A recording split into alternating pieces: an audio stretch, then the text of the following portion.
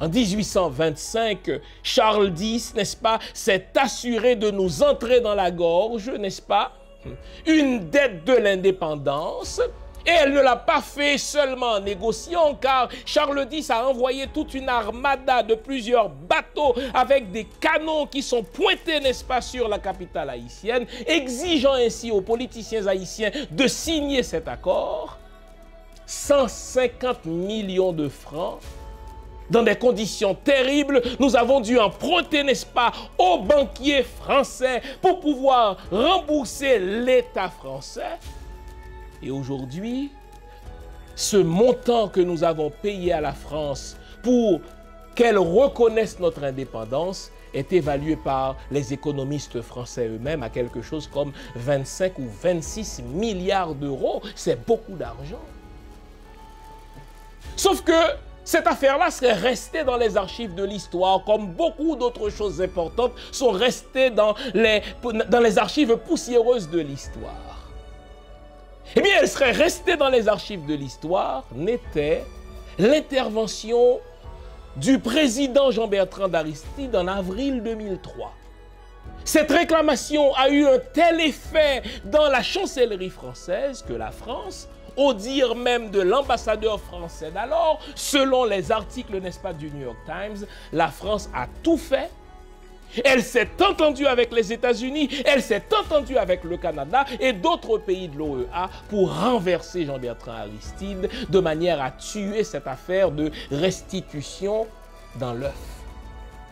Car que disait l'ambassadeur de la France à Port-au-Prince en ce moment-là?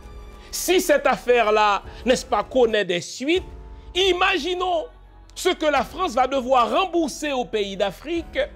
La France qui a esclavagisé, n'est-ce pas, des millions d'Africains. La France qui a colonisé, n'est-ce pas, des pays africains et qui aujourd'hui encore s'enrichit à même leurs ressources. On ne peut pas permettre, n'est-ce pas, à Jean-Bertrand Aristide de pousser sa logique jusqu'au bout. Ce que nous devons faire, c'est renverser Jean-Bertrand Aristide et mettre en place un gouvernement qui va effacer tout de suite cette affaire de demande de restitution de la rançon de l'indépendance.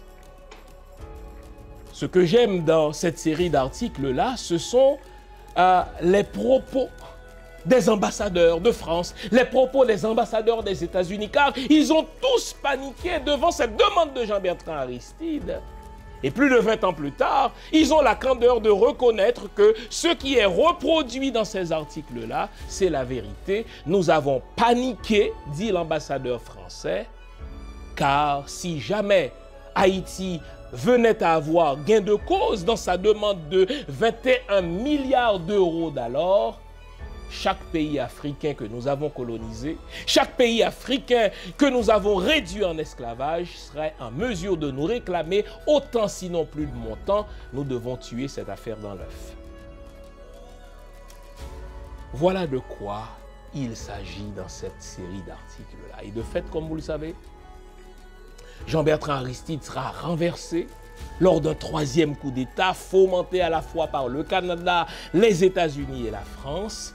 Et l'une des premières décisions que le Premier ministre d'alors, Gérard Latortue, mise en place par la communauté internationale, lui qui arrivait de la Floride, n'est-ce pas, comme un cheveu sur la soupe, l'une des premières décisions qu'il a prises, c'était de se rendre à l'Élysée et lors d'un point de presse en présence du président français Jacques Chirac d'alors, il a présenté des excuses officielles d'Haïti au peuple français pour des remarques troublantes lancées par son prédécesseur, le président Jean-Bertrand Aristide. Vous entendez ça? C'est pas la France qui a présenté des excuses au peuple haïtien, c'est Gérard Latortue, mis en place par la France, les États-Unis et le Canada, qui dans le parterre, n'est-ce pas, de l'Élysée, a présenté des excuses officielles d'Haïti au peuple français pour des remarques troublantes. De quoi la France va avoir l'air lorsque tous ces pays africains que la France a siphonné, tous ces pays africains, n'est-ce pas, dont la France, n'est-ce pas, a esclavagisé la population, lorsque tous ces pays-là vont réclamer, n'est-ce pas, la restitution pour, n'est-ce pas, ces siècles d'esclavage. Donc je dis, troisième leçon, ces puissances-là ont plus besoin de nous que nous n'avons besoin d'elles. Car le jour où nous nous mettrons debout pour leur réclamer ce qu'elles nous doivent, elles s'effondreront tout simplement, ni plus ni moins.